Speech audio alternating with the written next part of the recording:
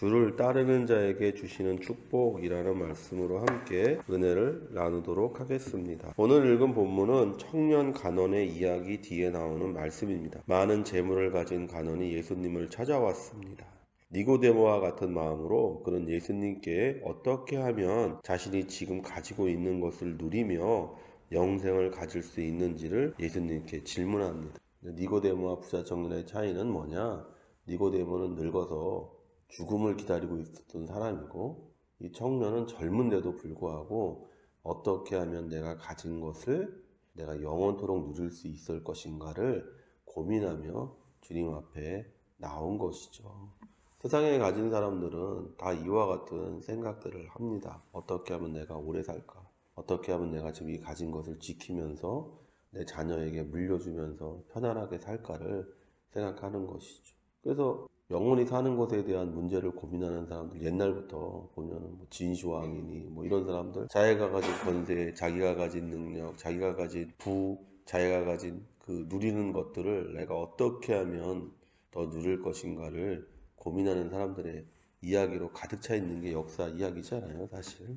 이 부자 간원은 성경에는 부자와 간원이라고 되어져 있어요. 그러니까 이 사람은 부자이면서도 또 높은 지위에 있었던 관리라는 것을 알 수 있는 것이죠.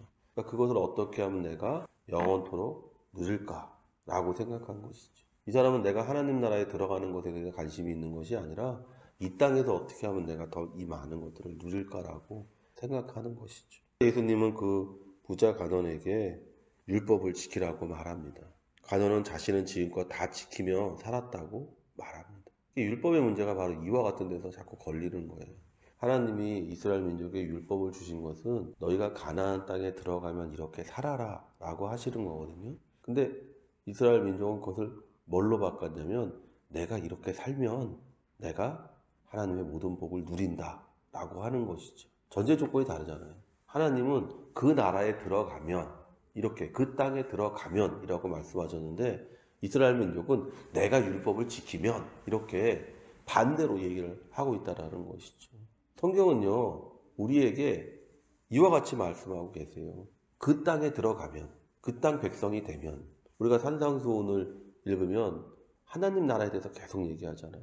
왜냐하면 하나님 나라에 들어가면 넌 이런 마음이 아니면 하나님 나라에 들어갈 수 없고 이런 마음이 아니면 너는 하나님 나라를 누릴 수 없다라고 얘기하는데 우리는 반대로 얘기해요. 내가 가난하면 하나님 나라를 누릴 거야. 내가 애통하면 하나님 나라를 누릴 거야. 아니죠. 사실은 성경은 반대로 얘기하고 있어요. 너는 자신 있게 얘기합니다. 나는 지켰어요. 그건 외형적인 것이죠. 그래서 예수님께서 오늘 율법의 그 가장 작은 것 중에 한 부분을 짚어서 부자 간원에게 얘기하잖아요. 도둑질하지 말라, 가늠하지 말라, 남의 이웃 것을 탐내지 말라 했더니 이 부자 청년이 얼마나 당당합니까? 제가 그렇게 했습니다. 그런데 예수님은 사실은 첫 번째 십계명의 첫 번째 걸 말씀하지 않으셨어요. 주 너희 하나님을 사랑하고 그만 섬겨라 이렇게 얘기를 해야 되거든요. 그 말씀을 예수님이 하셔야 되는데 그 말씀 대신에 예수님께서 뭐라고 말씀하시냐면은 가진 거 다 팔아 가난한 자에게 주고 나를 따르라고 얘기했어요. 그 말이 뭐냐면 네가 양자택일을 해야 된다라는 것이죠. 그 사람이 큰 부자이므로 이 말씀을 듣고 심히 근심하더라 이렇게 얘기했어요. 율법을 지켜야 됩니다 라고 할 때는 큰 소리 뻥뻥 치던 이 부자 간원이요 청년이었던 사람이 예수님께서 가진 거 다 팔아서 나를 따르라고 얘기하니까 돈이 심히 많아가지고 근심했다라고 얘기하고 있어요. 그러니까 이 사람은 영생의 주안점이 있었던 것이 아니라 부의 주안점을 두고 있었던 거예요. 내가 이 부를 어떻게 하면 더 오랫동안 누릴 수 있을 것인가를 예수님께 물었는데 예수님은 부의 관점을 얘기하는 것이 아니라 영생의 관점으로 얘기한 거예요. 너 영생을 위해서 이거 다 버릴 수 있어? 이렇게 묻는 거예요. 그러니까 이 청년이 심히 근심했다라는 것이죠. 이 사람은 마음에 무엇이 있었냐?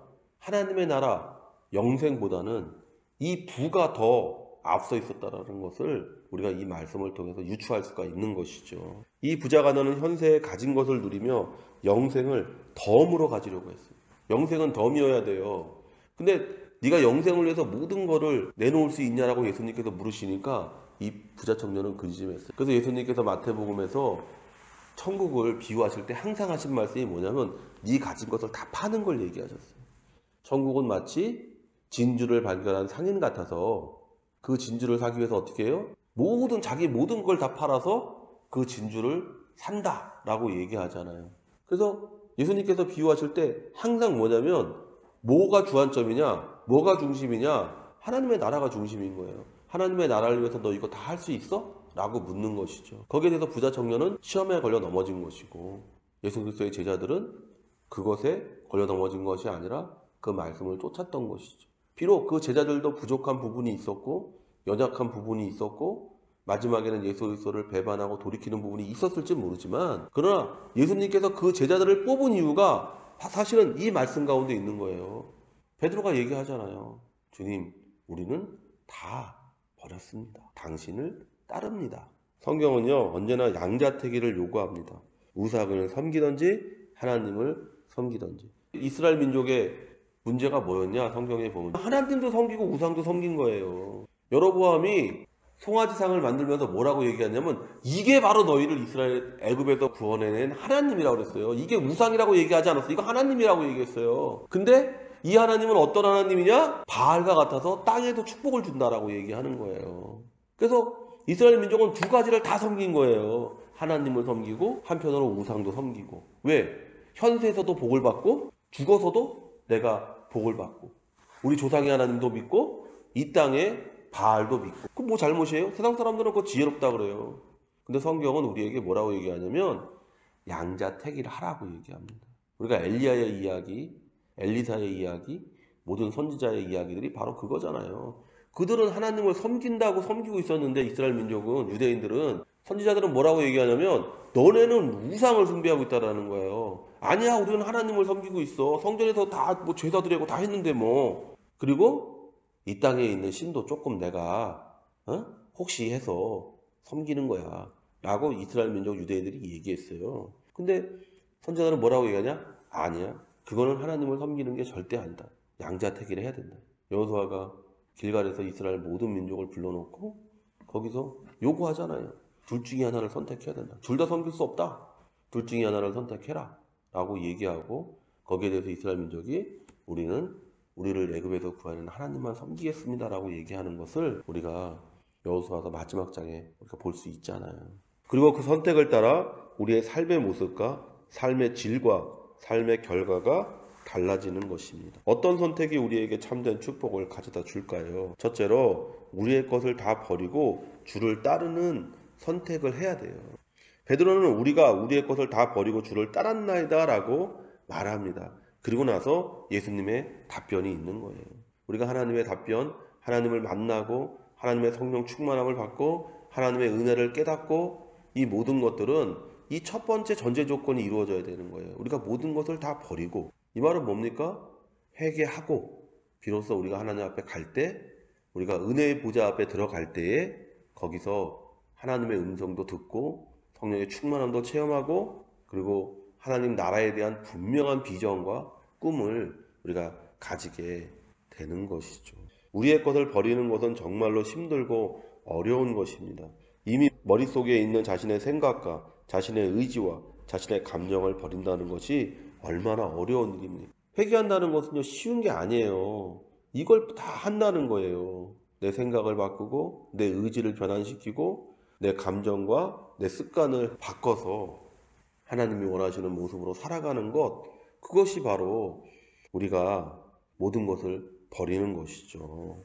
우리가 성경에서 위대한 믿음의 사람들이 넘어지는 것을 봅니다. 그 넘어짐의 이유가 무엇입니까? 롯처럼 재물이 많아서 시험을 이기지 못합니다. 사울처럼 권력과 명예를 위해 시험을 이기지 못합니다. 다윗처럼 인간의 감정을 뛰어넘지 못해서 유혹을 이기지 못합니다. 성경에 그 믿음이 많다고 하는 사람들도 넘어지고 그 믿음이 많다는 사람들도 실족하는 이유가 뭐냐?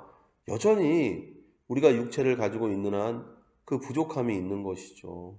여전히 우리의 감정들, 생각들, 의지들, 습관들이 여전히 돌이키지 못하고 여전히 하나님의 뜻을 따르지 못하는, 그래서 예수님께서 십계명을 단 2개로 요약하실 때 그렇게 말씀하셨잖아요. 뜻과 정성과 목숨과 의지를 다하여 주 너의 하나님을 사랑해라. 그리고 내 이웃을 내 몸과 같이 사랑해라. 왜요? 그것이 바로 우리가 정말 모든 것을 버린 사람의 가장 기본적인 모습이라는 것이죠. 어떻게 하면 자신과 자신의 것을 버릴 수 있을까요? 갈라디아서 6장 14절에 그러나 내게는 우리 주 예수 그리스도의 십자가 외에 결코 자랑할 것이 없으니 그리스도로 말미암아 세상이 나를 대하여 십자가에 못 박히고 내가 또한 세상을 대하여 그러하니라. 믿음이죠. 믿음. 예수 그리스도에 대한 믿음을 우리가 가질 때 이 모든 것들을 우리가 버릴 수 있는 사람들이 되는 것이죠. 우리가 믿음으로 나아갈 때 자신의 것을 버리고 하나님의 것을 선택하여 축복받는 인생이 되는 것입니다. 둘째로는요, 하나님의 나라를 위하여 사는 삶이 그런 삶을 선택하고 주를 따르는 삶이어야 축복이 그 사람에게 임한다는 것이. 예수님은 베드로에게 이렇게 답변하셨습니다. 하나님의 나라를 위하여 집이나 아내나 형제나 부모나 자녀를 버린 자는. 우리는 아브라함의 이야기를 떠올릴 수 있는 거예요. 본토 친척 아버지의 집을 떠나라는 하나님의 말씀에 순종하여 자신이 편한 삶, 자신이 편한 길을 버리고 하나님의 지시하심을 따라 낯설고 두려운 땅으로 옮겨가는 것을 보잖아요. 예수님께서는 하나님이 아브라함에게 하셨던 말씀을 우리에게 똑같이 사실은 하시는 거예요. 본토 친척 아버지의 집을 떠나지 않으면 하나님의 나라를 체험할 수 없는 것이고, 그리고 그 모든 주어지는 축복을 체험할 수가 없는 것이죠. 우리가 왜 아브라함을 믿음의 조상이라고 합니까? 바로 이런 모습인 것이죠. 믿음을 가진 사람의 모습의 처음 모습이 아브라함이라는 거예요. 그의 상황, 처지. 아니 보세요. 75세 된 노인이 단 하나의 약속, 하나님의 약속을 믿고 그 편한 땅에서 떠납니다. 자기가 75년을 살던 땅, 자신 친척들이 모여 살고 있는 땅을 떠나는 거예요. 그게 믿음이라고 성경은 우리에게 얘기하는 거예요. 우리에게 익숙한 삶, 우리에게 익숙한 생각, 우리에게 익숙한 습관, 우리에게 익숙한 감정을 다 버릴 수 있다라는 거. 그러니까 그것이 얼마나 힘든 일입니까? 아브라함이 창세기 12장에서 시작되는 그 여행이 쉬운 여행이 아니잖아요. 2번이나 자기 아내를 팔기도 하고 또 생명의 위협을 느끼기도 하고 사람 때문에 실망하기도 하고 때로는 두려움으로 잠을 자지 못할 때도 있고 이런 저런 일들을 겪으면서 그 믿음 안에서 그가 온전히 성장해가는 모습이 바로 아브라함의 이야기인 것처럼 오늘 예수님께서는 우리에게 똑같이 말씀하시는 거예요.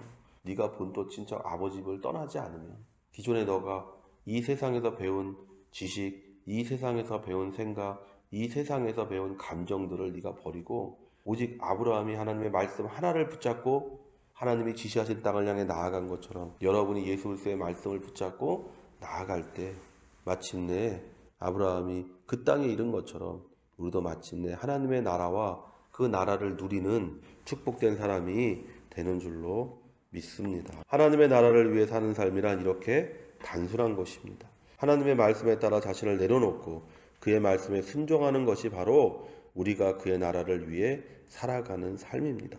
하나님 나라 위해 사는 삶이 뭡니까? 라고 물으면 단순해요. 되게. 뭐예요? 세상의 것들을 뿌리치고 하나님의 말씀 한 가지를 붙잡고 사는 것이다라는 거예요. 세상에서 조롱과 멸시를 당해도 말씀 때문에 당한다면 우리는 지금 하나님의 나라를 위해 살아가는 인생인 거예요. 세상 사람들은 우리를 조롱합니다. 세상 사람들은 우리를 멸시합니다. 그렇게 살면 안 돼. 그렇게 살면 바보 같아. 그렇게 살면 당하기만 할 거야.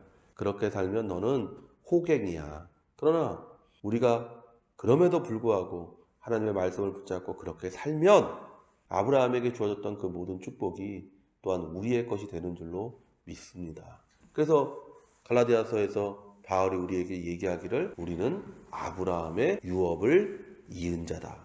무슨 말이에요? 아브라함과 똑같이 살아야 된다는 거예요. 그래서 아브라함이 받았던 축복을 똑같이 받을 수 있는 자격이 있는 사람이다. 그렇다면 제일 먼저 무엇을 해야 됩니까?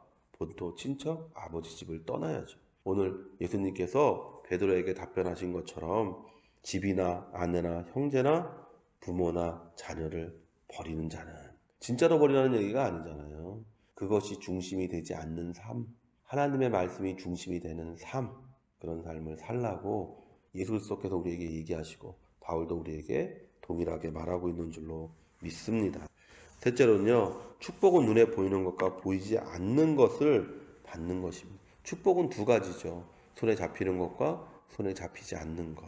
예수님은 하나님의 나라를 위해 일하는 자들에게 분명히 축복을 약속하셨습니다.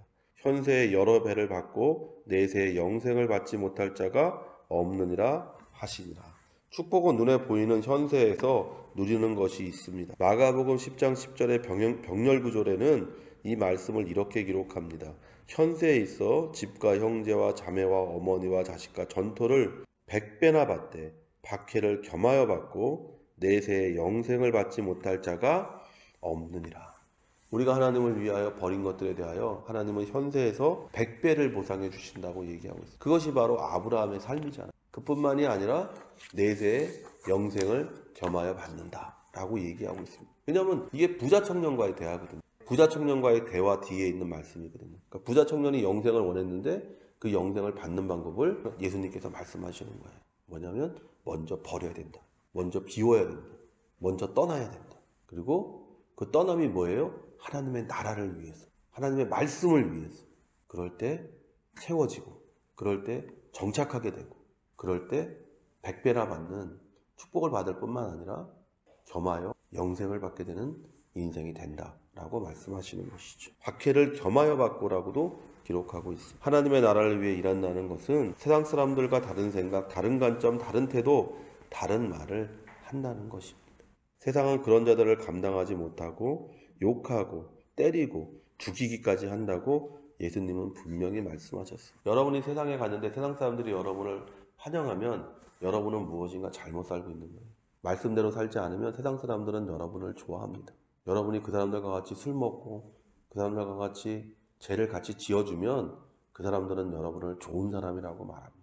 그런데 여러분이 그 사람들과 다른 삶의 모습을 보이면 당장 그 사람들은 여러분을 조롱하고 때로 여러분을 박해하고 때로 여러분을 경원시하는 그런 일들을 여러분 분명히 체험하게 될 겁니다. 우리는 눈에 보이는 축복만이 아니라 눈에 보이지 않는 영원한 생명이라는 축복을 기대하며 사는 사람입니다.